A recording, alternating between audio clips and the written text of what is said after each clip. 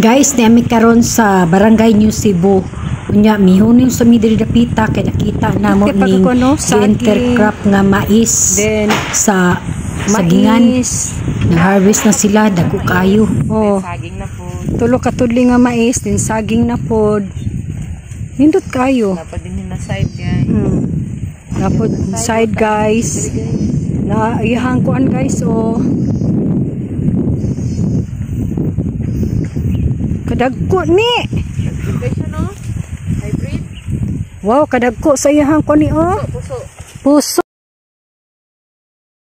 Ito na sa ubos, motoy kuan.